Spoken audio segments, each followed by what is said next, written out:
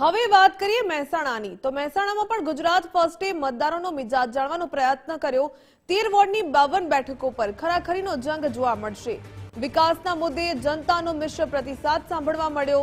મહેસાણા નગરપાલિકાને મળ્યો મનપાનો દરજ્જો તો આઇકોનિક રોડ માટે કરોડો રૂપિયાનો ખર્ચ કરાયો। મહેસાણામાં રોડ રસ્તાની સારી કામગીરી કરાઈ। શહેરની અનેક સોસાયટીઓમાં અંડરગ્રાઉન્ડ ગટરની માંગ થઈ રહી છે। રખડતા ઢોરના ત્રાસથી લોકો ત્રાહિમામ પોકારી ઉઠ્યા હોવાનું પણ જણાવ્યું। મહાનગરપાલિકા બન્યા પછી વેરામાં વધારો થયો। કેટલાક વિસ્તારો હજુ પણ પાયાની સુવિધાઓથી અભાવ હોવાનું જોવા મળ્યું। મહેસાણા મનપામાં પ્રથમવાર ચૂંટણી યોજાશે ત્યારે મતદારોનો મિજાજ શું છે આવો સાંભળીએ। મહેસાણા નગરપાલિકામાંથી મહાનગરપાલિકા બની છે। આપણે સ્થાનિકો સાથે વાત કરીશું કે કયા પ્રકારના કામો થયા છે ને કયા હજુ કામો જે થવા જોઈએ ને કેટલી માગણી છે। વડીલ શું કહેશો, ખાસ નગરપાલિકામાંથી મહાનગરપાલિકા બની છે, અત્યાર સુધી કેવા વિકાસો થયા છે ને કેવી હજુ નવી બોડી પાસે માગ છે? હાલના કમિશનર શ્રી ખટલે સાહેબ દ્વારા જ્યારથી મહાનગરપાલિકાનું નિર્માણ થયું ત્યારથી વિકાસના કામો બહુ સારી રીતે શરૂ થયેલ છે। રાધનપુર રોડના આઇકોનિક રોડ બનાવવા માટે, મોઢેરા રોડ આઇકોનિક રોડ બનાવવા માટે, વિસનગર રોડ, આવા બધા કામો મૂક્યા છે। વોર્ડ નંબર 1 પેલા પોચું રોજીમાં આવતો મારે, હવે અત્યારે મહાનગરપાલિકામાં સમાવેશ થયો છે અને રોડ રસ્તા ગટર પાણીના પ્રશ્નો જે હતા એ અમારે આઇકોનિક રોડ પણ ચાલુ થઈ ગયું છે। જે રોડ હતા નહીં તો રોડ પર અમે માંગણી કરી, રોડ પણ બની ગયા છે। સહારાવાળા હોય, ફોર્ચ્યુન હોય અને બાબર સ્ટ્રીટ હોય, શાહીબાગ હોય, બધી જગ્યાએ રોડ નવા બી બનાવી દીધા છે। કોઈ સમસ્યા ખરી હાલ એવી કે આ નવી બોડી આવે તો પહેલું કામ આ કરવું જોઈએ એવું? હાલ ભારતીય જનતા પાર્ટીમાં લગભગ બધા કામ પૂર્ણ થયા છે।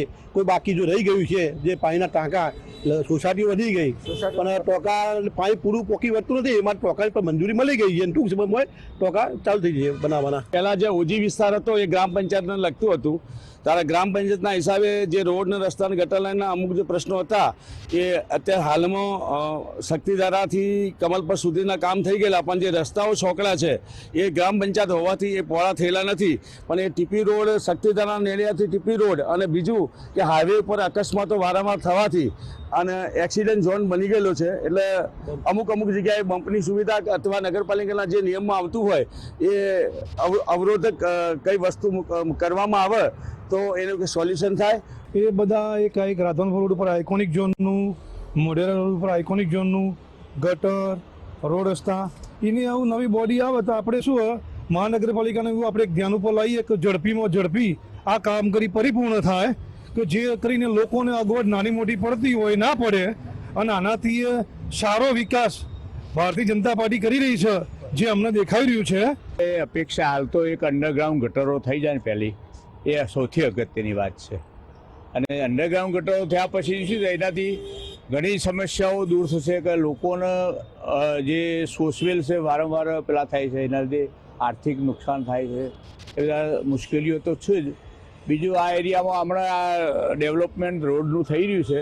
રાધનપુર રોડ એક એવો રોડ છે જે રાધનપુર 4 રસ્તાથી ડીમાર્ટ, વોર્ડ નંબર 1 અને વોર્ડ નંબર 7નો કનેક્ટિવિટી રોડ છે, બરાબર, જેમાં નગરપાલિકામાં હતું એક આઇકોનિક રોડ મહાનગરપાલિકામાં આકાર લેવા જઈ રહ્યું છે।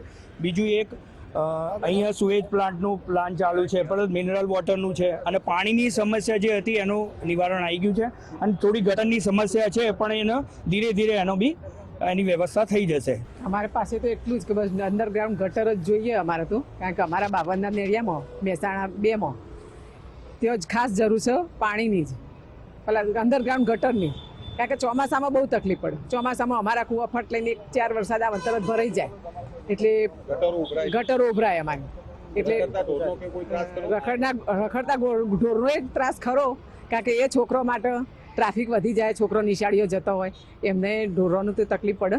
મેઇન હાઈવે છે ત્યાં આઇકોનિક રોડ બન્યા છે જેના કારણે મહેસાણા ચોક્કસથી સુંદર લાગી રહ્યું છે અને આવનારા સમયમાં વધુ સુંદર લાગશે, પરંતુ ક્યાંક ને ક્યાંક વિકાસનો ક્યાંય અંત હોતો નથી। વિકાસ જે છે અવિરત હોય છે, ત્યારે લોકો એવી માગણી કરી રહ્યા છે કે આ જ સ્પીડથી વિકાસ જે છે અવિરત ચાલુ રહે અને લોકોની સમસ્યાઓ જે છે એનું ચોક્કસથી નિરાકરણ આવે। મુકેશ જોશી, ગુજરાત ફર્સ્ટ, મહેસાણા।